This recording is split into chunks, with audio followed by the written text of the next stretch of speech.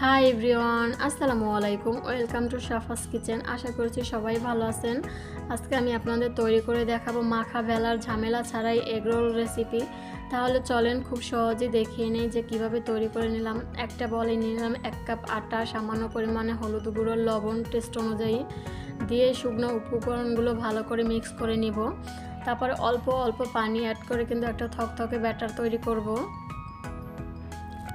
তারপরে একটা ডিম দিয়ে দেবো। ডিমটা আগে থেকে ফ্রিজ থেকে বের করে নর্মাল করে নিয়েছি। তারপরে ভালো করে মিশিয়ে তারপরে দিয়ে দেবো অল্প একটু রান্নার তেলটা দিয়ে ভালো করে আবার মিশিয়ে নেব।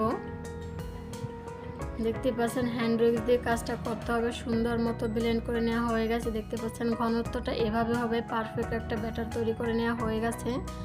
এইখানে নিয়েছি সালাদ আইটেম। এখানে শসা কুচি, টমেটো কুচি, ধনিয়া পাতা কুচি, কাঁচামরিচ কুচি, পেঁয়াজ কুচি আর লেবুর রস সাইড করে রেখে একটা বাটিতে নিয়েছি পেঁয়াজ, ধনিয়া পাতা, কাঁচামরিচ কুচি। এর ভিতর এখন দিয়ে দেবো আমি চাট মশলা, তারপরে দিয়ে দেবো লবণ। আর এখানে 2টা ডিম নিয়ে খুব ভালো করে মিক্স করে নিতে হবে।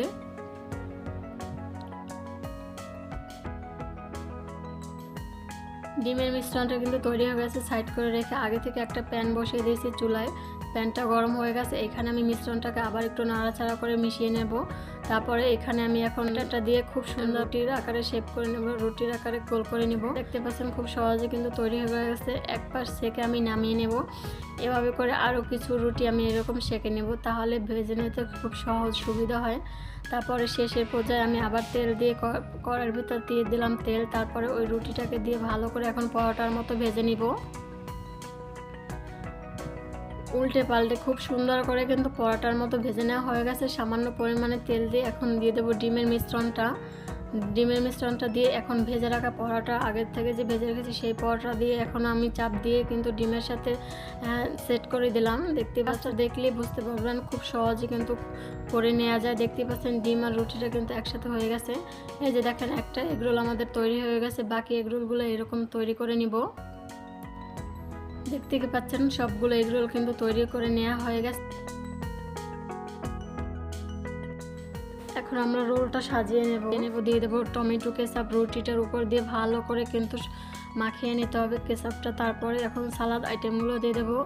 এইখানে দিয়ে দিলাম শসা কুচি, টমেটো কুচি, তারপরে পেঁয়াজ কুচি, কাঁচামরিচ কুচি, ধনিয়া পাতা কুচি, দিয়ে দেবো লেবুর রস পরিমাণ মতো।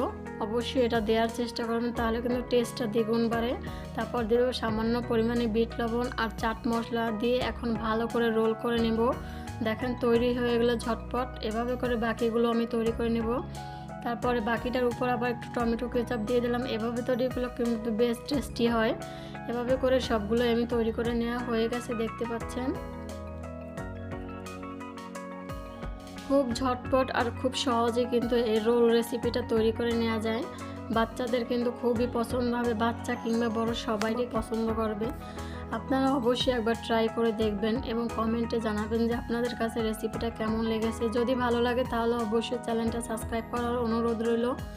লাইক, কমেন্ট, শেয়ার করবেন। বেল বাটনটা প্রেস করে রাখবেন যাতে যখনই ভিডিও ছাড়ি আপনাদের কাছে নোটিফিকেশন চলে আসে। দেখেন কতটা লোভনীয় আর কালারফুল দেখাচ্ছে। ধন্যবাদ। সবাই ভালো এবং সুস্থ থাকবেন এবং আমার ছোট্ট চ্যানেলটার সাথে থাকবেন। আল্লাহ হাফেজ।